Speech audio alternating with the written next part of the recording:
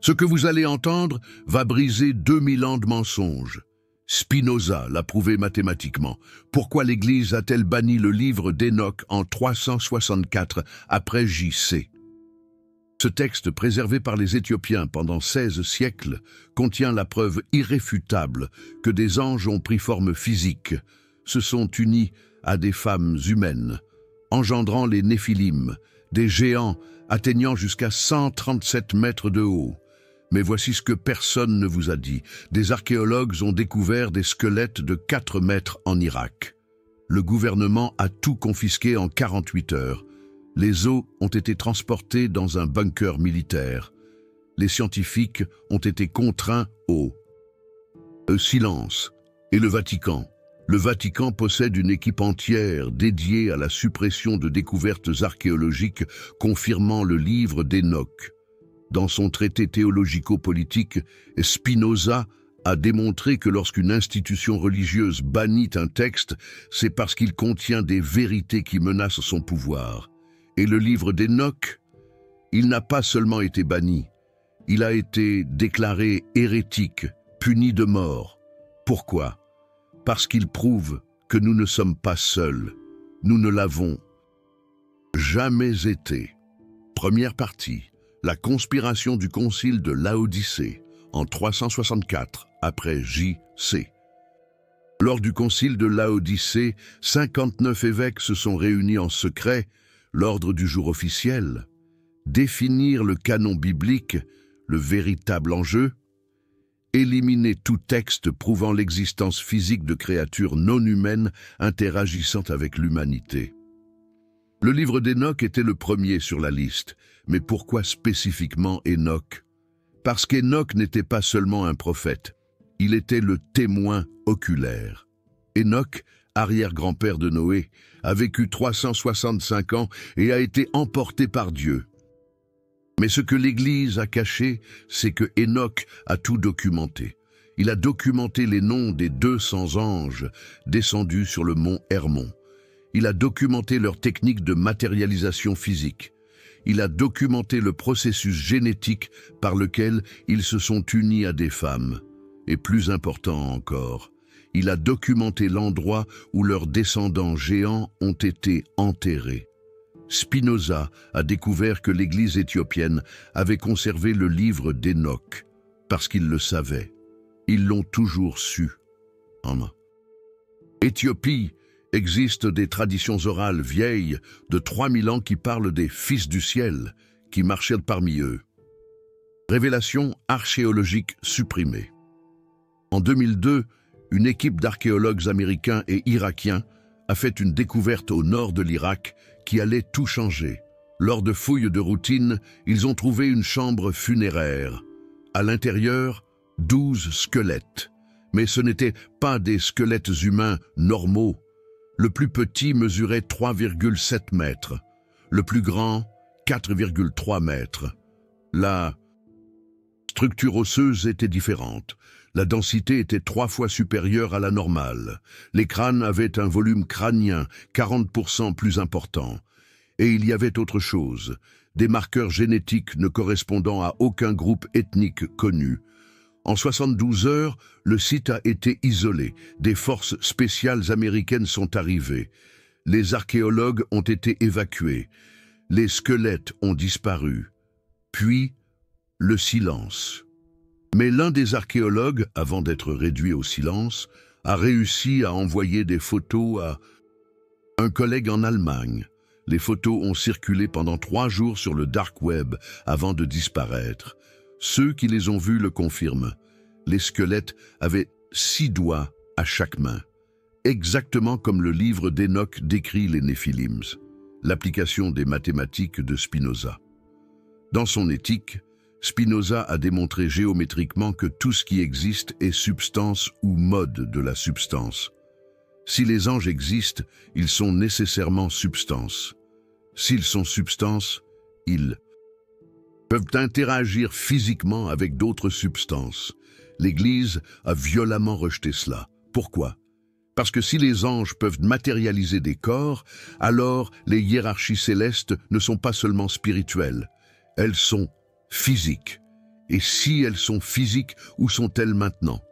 Le livre d'Enoch répond, elles ont été emprisonnées dans des dimensions parallèles en guise de punition. Mais leurs enfants, les Néphilim, ont été détruits par le déluge. Leurs esprits. Cependant, leurs esprits sont devenus ce que nous connaissons comme des démons. Ce n'est pas de la mythologie. Le manuscrit de Qumran 4Q201, découvert dans les grottes de la mer Morte, contient des fragments du livre d'Enoch en araméen datant de 200 avant J. C. Le texte est identique à la version éthiopienne. L'Église le savait depuis 1947, le code génétique impossible. Voici où la science moderne rencontre le livre d'Enoch de manière terrifiante. En 2018, des généticiens de Harvard, analysant de l'ADN ancien du Moyen-Orient, ont trouvé quelque chose d'inexplicable. Dans de multiples échantillons datant de 3000 à 1500 avant J.C. Il y avait des séquences génétiques qui ne devraient pas exister. Ces séquences ne provenaient d'aucune lignée humaine connue. Ce n'étaient pas des Néandertaliens, ce n'étaient pas des Dénisoviens. C'était quelque chose de complètement différent. Et le plus troublant, ces séquences apparaissaient spécifiquement chez des individus retrouvés dans des tombes de guerriers géants. L'étude a été publiée pendant 2 jours avant d'être retirée pour révision. Elle n'a jamais été republiée. Les principaux chercheurs ont été mutés à d'autres projets. Le laboratoire a été fermé pour rénovation. Mais Spinoza l'avait déjà prédit il y a 350 ans. Dans sa correspondance secrète avec Oldenburg, il a écrit « Si la vérité sur notre origine était révélée, tout l'édifice du pouvoir religieux s'effondrerait en un jour. » L'épreuve du mont Hermon. Le mont Hermon n'est pas seulement une montagne. C'est l'endroit exact où, selon le livre d'Enoch, les 200 anges ont fait leur pacte pour descendre. Et sur Terre, aujourd'hui au sommet du mont Hermon, se trouve une base militaire des Nations Unies. L'accès civil est interdit. Les images satellites sont censurées. Pourquoi? En 1998, des alpinistes israéliens, avant la militarisation totale, ont trouvé quelque chose au sommet de la montagne. Des structures mégalithiques. Mais pas n'importe quelle structure.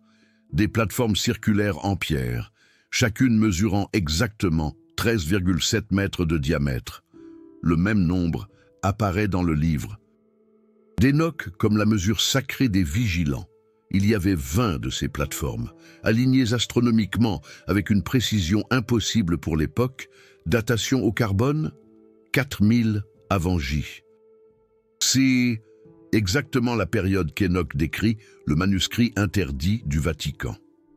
Dans les archives secrètes du Vatican, il existe une section appelée Scriptorum Prohibitorum Absolutum, écrit absolument interdit. L'accès nécessite une autorisation papale directe. Seules 3 personnes vivantes ont cette autorisation. Mais en 2012, lors du scandale Vatilix, des documents ont fuité. Parmi eux, une liste. Sur cette liste, le premier élément, Codex Enoch Completum. Le codex complet. D'Enoch, ce n'est pas le livre d'Enoch que nous connaissons. C'est une version complète, avec 300 chapitres au lieu des 108 de la version éthiopienne. Et que contiennent ces chapitres perdus? Selon les fuites, les chapitres décrivent avec un détail technique saisissant comment les anges matérialisaient des corps. Ils précisent l'emplacement exact de bases souterraines où les Néphilim construisirent leur cité. Et plus terrifiant encore, ils révèlent que certains Néphilim survécurent au déluge dans des chambres souterraines. Le document fut nié par le Vatican. Le lanceur d'alerte, Gabriele, fut arrêté. Mais des copies numériques circulèrent pendant 72 heures avant de disparaître complètement d'Internet. Ceux qui les ont sauvegardés ont peur de les partager. La connexion Spinoza-Newton. Isaac Newton passa les 30 dernières années de sa vie obsédé par le livre d'Enoch. Ses carnets personnels, tenus secrets pendant 200 ans, révèlent qu'il croyait qu'Enoch contenait la clé pour Comprendre la véritable nature de la réalité. Newton et Spinoza s'échangèrent des lettres secrètement par l'intermédiaire d'Oldenburg. Dans ces missives, tous deux étaient d'accord. Le livre d'Enoch n'était pas une allégorie. C'était un document historique. Newton calcula sur la base des descriptions d'Enoch que les Néphilim auraient mesuré entre 4 et 137 mètres de hauteur, selon la génération. Première génération, 137 mètres. Seconde génération, 45 mètres. Troisième génération, 15 mètres. Quatrième génération, 4,5 mètres. Des archéologues ont retrouvé des squelettes correspondant exactement à ces mesures. Mais vous n'en avez jamais entendu parler. Pourquoi? Les tunnels de Roumanie. En 2003, en Roumanie, lors de la construction d'un tunnel, des ouvriers découvrirent une chambre souterraine. À l'intérieur, une technologie qui ne devrait pas exister. Des tables de pierre de 4 mètres de hauteur, des sièges proportionnels, et au centre, un dispositif. Les ouvriers le décrivirent comme un écran holographique qui montrait des images de la Terre sous des angles impossibles. Le gouvernement roumain isola la zone en 6 heures. Des spécialistes américains arrivèrent en 24 heures. La chambre fut scellée au béton. Les ouvriers furent relocalisés. Officiellement, rien ne fut trouvé. Mais un des ouvriers, avant de disparaître, prononça la phrase qui relie tout. Les proportions étaient faites pour des personnes de 4 mètres, comme les Néphilim d'Enoch. Spinoza avait écrit 350 ans auparavant: « Lorsque nous trouverons les preuves physiques, l'humanité devra choisir entre la vérité et le confort de l'ignorance. » La grande suppression moderne. Depuis 1947, avec la création de la CIA et la découverte des manuscrits de la mer Morte, un protocole international officieux existe. Toute découverte archéologique confirmant des textes apocryphes interdits est immédiatement classée. Le Smithsonian a admis dans des documents divulgués en 2015 avoir détruit des dizaines de squelettes géants au début du XXe siècle. Sur ordre de qui? Le document ne le dit pas, mais il mentionne la protection de l'ordre social établi. En Chine, en 2007, des archéologues découvrirent 22 squelettes de 3 mètres dans la province du Shandong. Les photos existèrent en ligne pendant 3 jours, puis disparurent. Le gouvernement chinois déclara qu'il s'agissait d'un canular, mais les archéologues originaux ne furent plus jamais vus en public.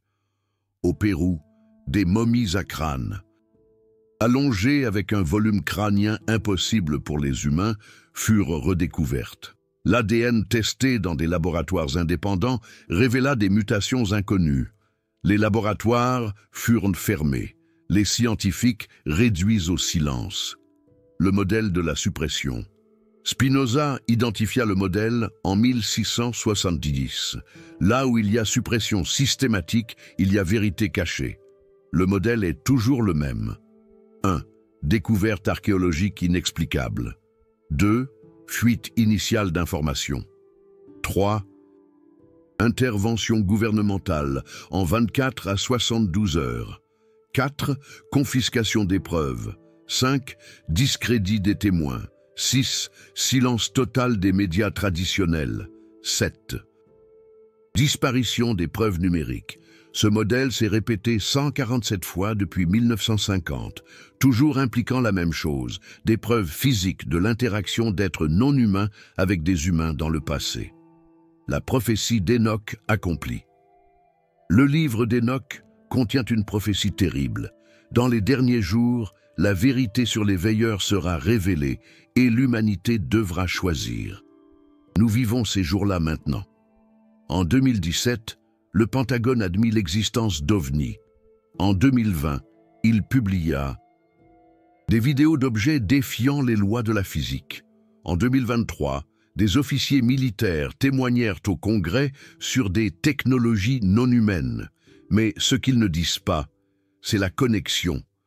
Les ovnis modernes présentent les mêmes caractéristiques que celles décrites par Enoch, concernant les véhicules des veilleurs, mouvements instantanés, matérialisation et dématérialisation, défi complet aux lois connues de la physique.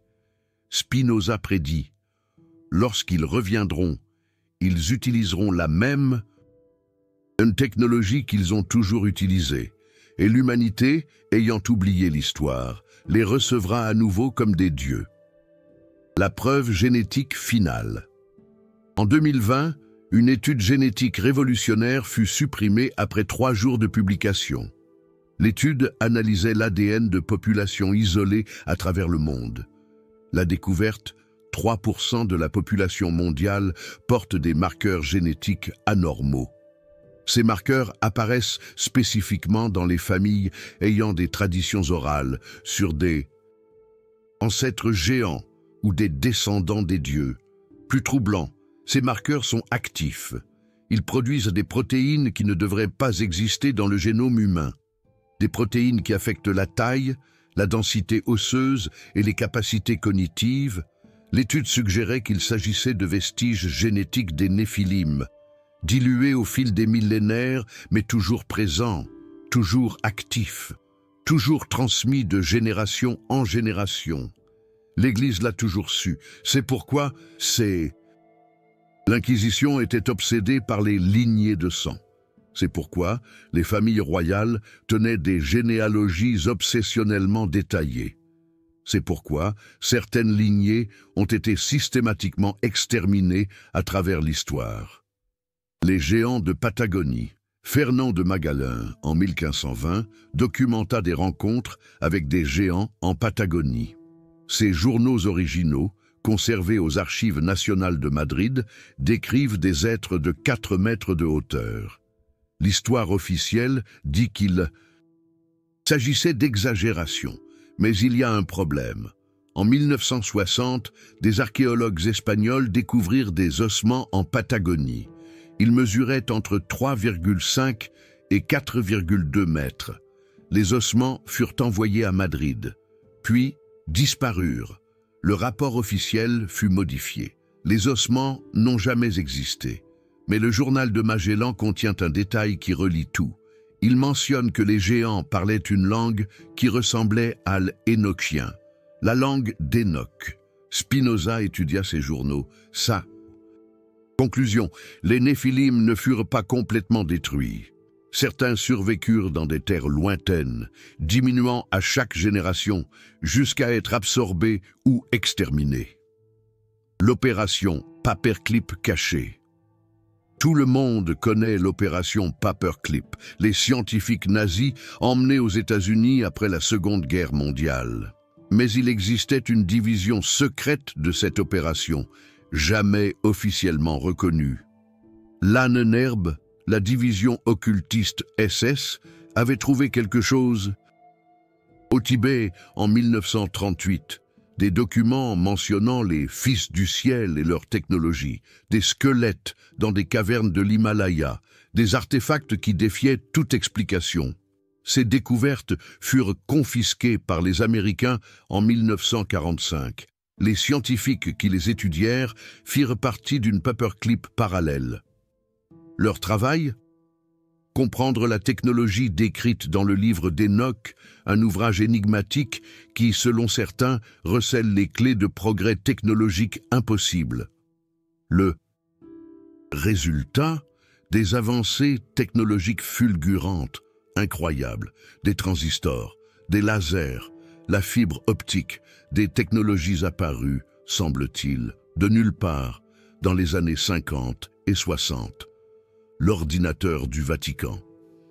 Le Vatican possède l'un des supercalculateurs les plus puissants au monde.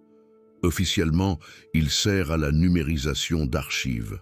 Mais des sources internes ont révélé sa véritable fonction. Cet ordinateur effectue des simulations basées sur les descriptions. Technique complète du livre d'Enoch, tentant de comprendre la physique derrière la matérialisation angélique, tentant de prédire quand et comment ils reviendront, Pourquoi le Vatican investirait-il des milliards dans une telle entreprise s'il considérait le livre d'Enoch comme une simple mythologie? Spinoza l'a écrit, « L'Église ne craint pas la fausseté. L'Église craint la vérité, car la vérité libère, et les hommes libres n'ont pas besoin d'intermédiaire avec le divin. » Une vérité qui résonne avec les propos de Voltaire sur l'intolérance religieuse. Les cavernes de l'Équateur. En 1984, l'explorateur Juan Morich découvrit un système de cavernes en Équateur. À l'intérieur, une bibliothèque, non pas de livres, mais de plaques métalliques, des milliers, couvertes d'une écriture indéchiffrable, jusqu'à ce qu'un linguiste hongrois remarque une ressemblance avec des caractères du livre d'Enoch éthiopien.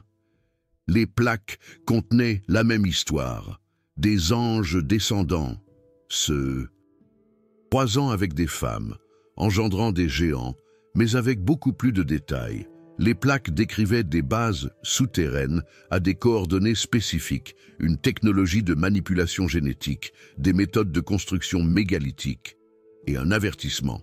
Ils reviendront lorsque l'humanité aura atteint le savoir nécessaire. Le gouvernement équatorien confisqua le tout en 1985. Morich mourut dans des circonstances mystérieuses en 1991. Les plaques n'ont plus jamais été vues. La connexion antarctique. Depuis 2016, on observe des mouvements inhabituels en Antarctique, des visites de dirigeants mondiaux, de hauts dignitaires religieux, de scientifiques d'horizons non liés au climat. Pourquoi? Des fuites suggèrent la découverte de structures sous la glace, des structures qui ne devraient pas exister, datant d'avant la dernière ère glaciaire, aux proportions adaptées à des êtres de 4 à 5 mètres de haut.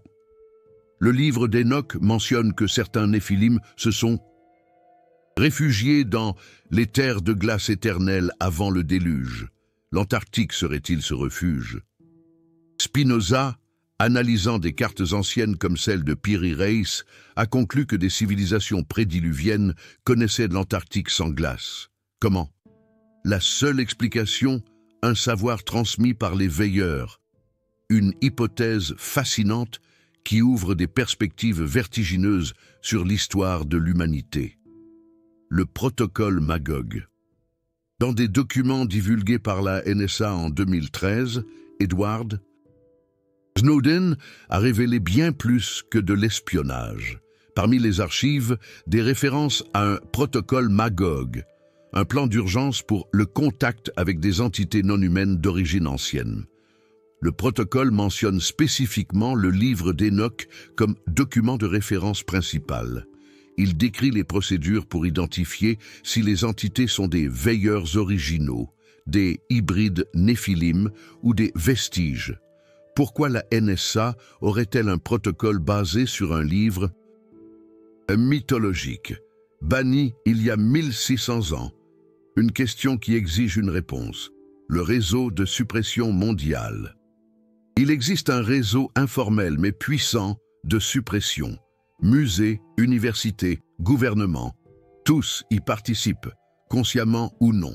Lorsque des squelettes géants sont découverts, ils sont classés comme anomalies statistiques. Lorsque des artefacts impossibles apparaissent, ce sont des fraudes élaborées. Lorsque des textes anciens confirment Enoch, ce sont des interprétations erronées. Mais Spinoza nous a enseigné la méthode « Suivez la peur ». Là où il y a une suppression disproportionnée, il y a une vérité qui est cachée. Et aucun texte dans l'histoire n'a été plus supprimé que le livre d'Enoch. Un silence assourdissant qui en dit long. La dernière pièce du puzzle. En 2024, des astronomes ont détecté des objets massifs se déplaçant en formation vers le système solaire. Ce ne sont pas des astéroïdes, ce ne sont pas des comètes. Ils se déplacent. Avec un but, avec intelligence, la date d'arrivée estimée, 2027, une échéance qui approche à grands pas. Le livre d'Enoch se termine par une prophétie, et les veilleurs reviendront au temps fixé, et l'humanité sera jugée selon ses œuvres.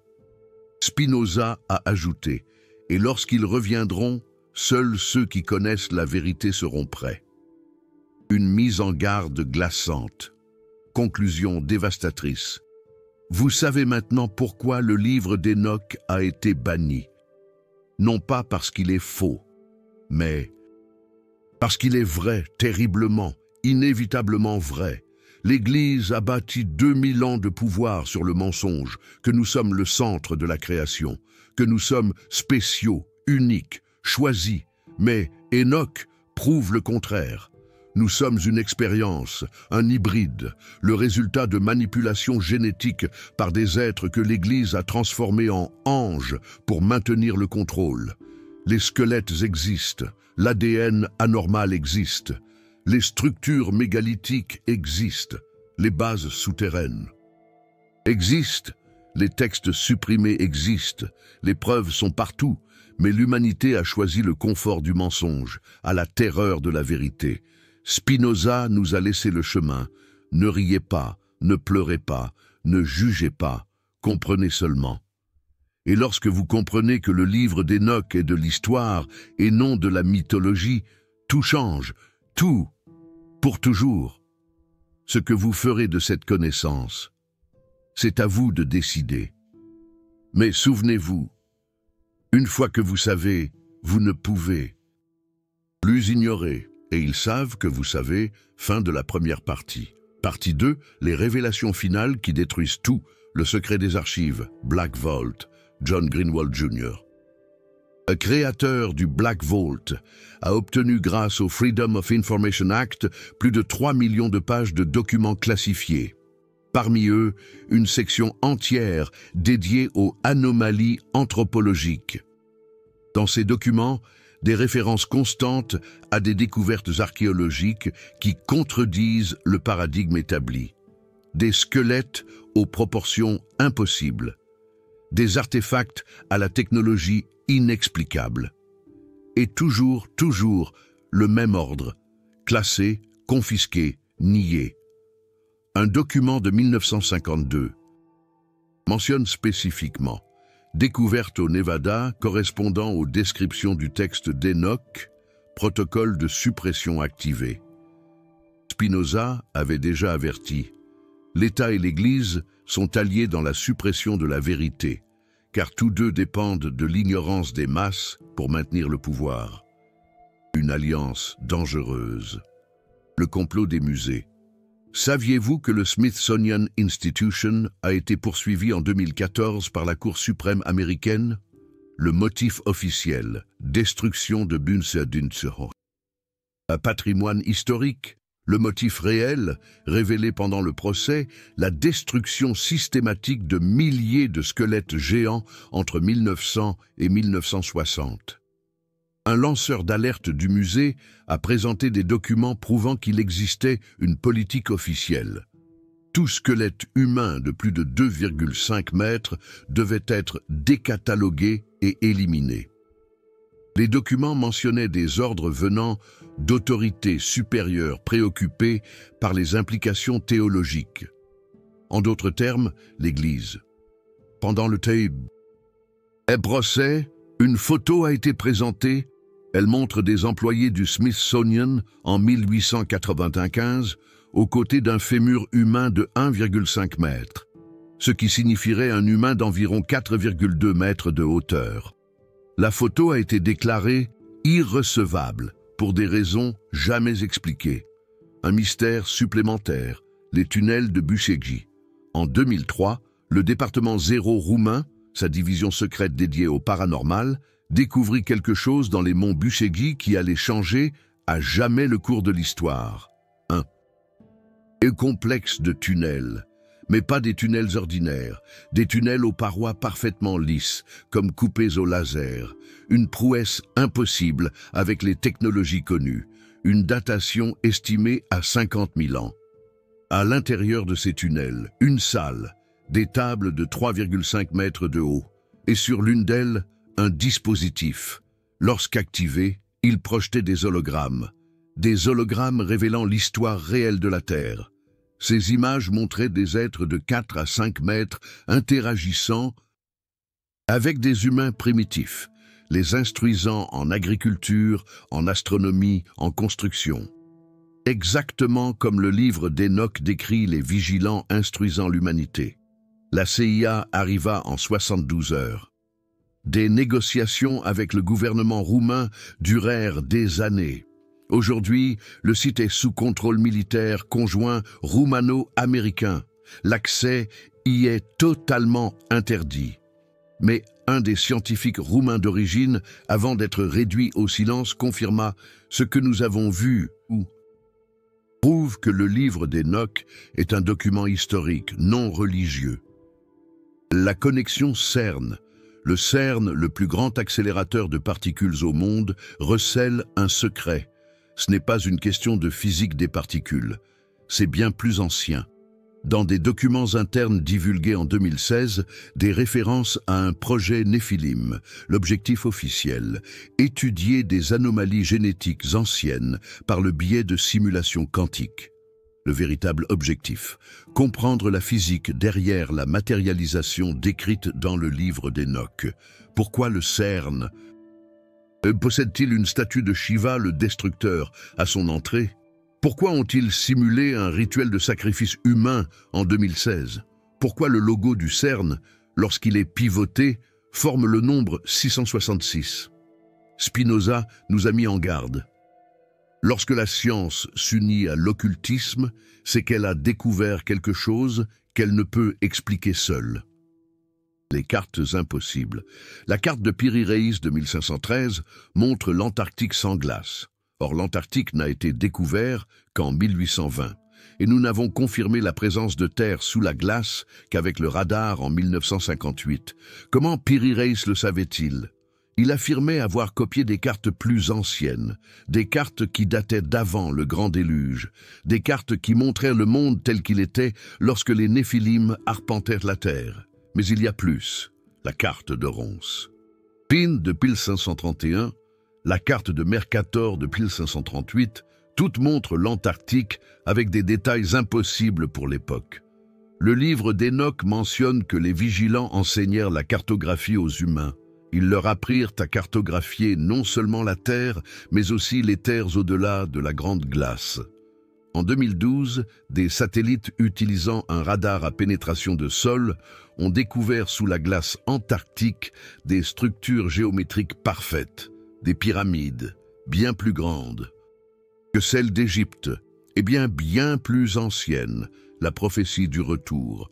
Le livre d'Enoch ne raconte pas seulement le passé, il prédit l'avenir.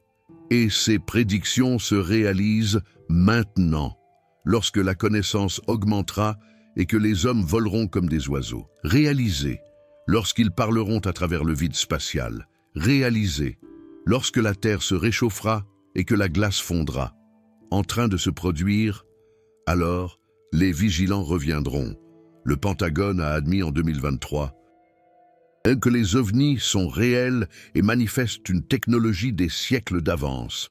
Mais et si ce n'était pas une technologie future? Et si c'était une technologie ancienne? Les ovnis présentent les mêmes caractéristiques que celles décrites par Enoch. Mouvement instantané, matérialisation, dématérialisation, immunité à la gravité, exactement comme les chars de feu des vigilants. Spinoza a prédit: ils ne sont jamais complètement partis, ils se sont simplement cachés, attendant le moment opportun pour revenir. Le projet Génome secret. En 2003, le projet Génome humain a été déclaré complet, mais il existait un projet parallèle, jamais divulgué, le projet Titan. Son objectif: identifier et cataloguer l'ADN anormal dans les populations humaines. Un ADN qui ne devrait pas exister. Un ADN avec des marqueurs suggérant une hybridation avec une espèce inconnue. Les résultats ont été immédiatement classifiés. Mais des fuites indiquent qu'ils ont trouvé ce qu'ils cherchaient, 0,3% de la population mondiale porte des marqueurs impossibles. Et ces marqueurs sont en train de s'activer. Les personnes possédant ces marqueurs développent des caractéristiques inhabituelles. Taille au-dessus de la moyenne, densité osseuse anormale, capacité cognitive augmentée et quelque chose de plus troublant, des rêves partagés sur le retour des anciens. Les prophéties des Hopis. Les Indiens, Hopis de l'Arizona, possèdent une prophétie. Elle parle des premiers peuples, des géants venus des étoiles et ayant créé l'humanité par croisement. Mais la prophétie ne s'arrête pas là. Elle dit que lorsque des toiles d'araignées couvriront la terre, Internet, lorsque des chars sans chevaux empliront les routes, voitures, lorsque l'homme parlera à travers des toiles dans l'air, téléphone, alors les premiers peuples reviendront. Toutes ces conditions sont remplies, les Hopis ont gardé des tablettes de pierre pendant des milliers d'années, des inscriptions qui correspondent exactement aux descriptions du livre d'Enoch. Comment des tribus isolées en Arizona pourraient-elles avoir la même histoire que des textes éthiopiens vieux de 2000 ans? Spinoza a conclu « La vérité est universelle. Différentes cultures l'ont préservée de différentes manières, mais l'essence demeure. » L'éveil des volcans.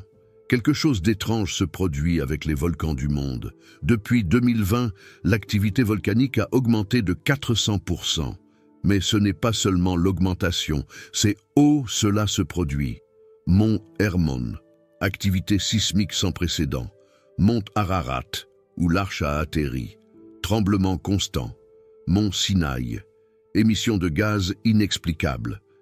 Tous ces lieux sont mentionnés dans le livre d'Enoch comme des portails des vigilants. Les géologues ne peuvent l'expliquer. L'activité ne suit pas les schémas tectoniques normaux. C'est comme si quelque chose en dessous était en mouvement, en train de se réveiller. Souvenez-vous, Enoch a dit que certains vigilants ont été emprisonnés dans les profondeurs de la terre. Et si cet emprisonnement prenait fin? La dernière preuve, en 2024, des pirates informatiques russes ont divulgué des documents du Vatican. Parmi eux, des correspondances du pape avec des dirigeants mondiaux. Le sujet, préparation à une révélation imminente.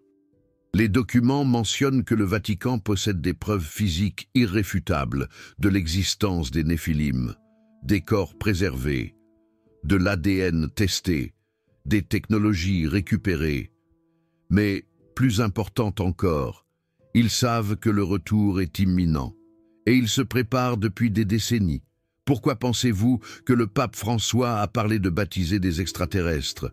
Pourquoi le Vatican possède-t-il le plus grand observatoire astronomique du monde? Pourquoi a-t-il radicalement changé de position sur la vie extraterrestre? Ils le savent, ils l'ont toujours su, le choix final. Spinoza nous a laissé un choix, le même choix que vous avez maintenant. Acceptez le mensonge confortable. Nous sommes spéciaux, uniques, le centre de la création. La mort est la fin. Dieu nous aime spécialement. Nous sommes seuls dans l'univers. Ou acceptez la vérité terrible. Nous sommes une expérience hybride, génétiquement manipulée par des êtres qui se sont fait passer pour des dieux qui existent encore, qui reviennent. Le livre d'Enoch n'a pas été banni parce qu'il était faux. Il a été banni parce qu'il était trop vrai, parce qu'il révélait trop. Car l'œuvre de Spinoza démontre que tout ce qu'on nous a enseigné est un mensonge élaboré pour nous maintenir sous contrôle. Vous savez maintenant pourquoi des archéologues disparaissent, pourquoi des preuves sont étouffées, pourquoi des gouvernements classifient des découvertes archéologiques, pourquoi le Vatican dépense des milliards dans la surveillance spatiale. Ils attendent, et maintenant vous aussi, vous attendez. La question n'est pas s'ils reviendront. La question est, quand ils reviendront, de quel côté serez-vous? Du côté de ceux qui nient la vérité jusqu'au bout? Ou du côté de ceux qui, comme Spinoza, ont choisi la vérité, aussi terrible soit-elle? Le temps presse, les prophéties se réalisent, les signes sont partout, et quelque part, au plus profond du Vatican, dans des bunkers. Militaires, dans des laboratoires secrets, ils gardent les preuves, des preuves que le livre d'Enoch disait la vérité, des preuves que nous n'avons jamais été seuls, des preuves qu'ils reviennent, et lorsqu'ils reviendront, que Dieu nous aide, car même Dieu ne pourra nous aider, car finalement, les dieux, c'était eux. Appel à l'action. Si vous êtes arrivé jusqu'ici, vous êtes l'un des rares à avoir le courage de faire face à la vérité. Partagez cette connaissance. Ne laissez pas qu'elle soit à nouveau étouffée. Enregistrez cette vidéo avant qu'elle ne disparaisse. Faites vos propres recherches. Les traces sont partout. Pour ceux qui ont des yeux pour voir, lisez Spinoza, lisez le livre d'Enoch, comparez avec les découvertes modernes et préparez-vous, car ce qui va arriver changera tout, pour toujours, jusqu'à la prochaine révélation. S'il y a le temps pour une prochaine, le temps s'épuise, plus vite que vous ne l'imaginez, beaucoup plus vite. Conclusion avec un crochet final. Et il y a encore une chose. Cet archéologue d'Irak dont j'ai parlé au début, il n'a pas disparu. Il est vivant, caché. Et il a quelque chose qui prouverait tout une fois pour toutes. Mais cela fera l'objet d'une autre vidéo. Si je suis encore là pour la faire, si vous êtes encore là pour la regarder, restez vigilants. La vérité est plus proche que jamais. Et elle est plus terrible que n'importe quelle fiction, parce qu'elle est réelle, totalement, indéniablement, terriblement réelle.